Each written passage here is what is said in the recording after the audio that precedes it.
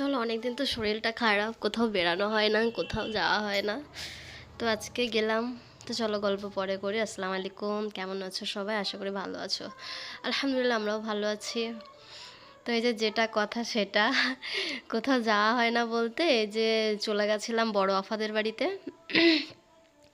বড় আফাদের বাড়িতে চলে গেছিলাম, আমি ভাই আর মেয়েকে নিয়েই গেছিলাম।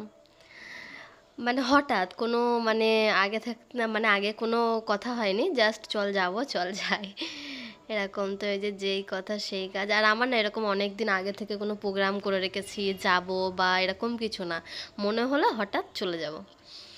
তো এই যে ও রান্না করেছিল, তারপরেও রান্না আবার করছিল। তো বাইরেটা দেখো, মানে বৃষ্টি হচ্ছে কিন্তু আকাশটা পরিষ্কার, কিন্তু বৃষ্টি হচ্ছিল, হালকা রোদ বেরিয়েছে।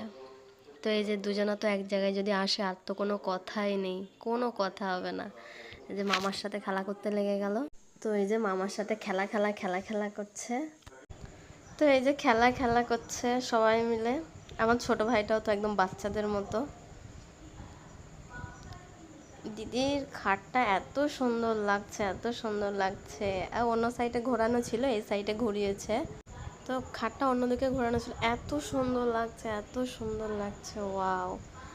তারপরে এই যে দুপুরবেলা, তো দুপুরবেলায় তো এসেছিলাম। তো এই যে মাছের ঝাল, ডাল, আলু ভাজা, ডিম সিদ্ধ, ডিম ভাজা। তো এই যে সেই আম খেতে ইচ্ছা করছিল। তো এই যে সে ওদের ফ্রিজে আম ছিল, কাঁচা পাকা মিডিয়াম। তো এই যে কেটে নুন মাখিয়ে সবাই মিলে খাচ্ছি। তো চলো, ছোট্ট একটা ভিডিও, আবার পরের ভিডিও দেখা হবে ইনশাআল্লাহ।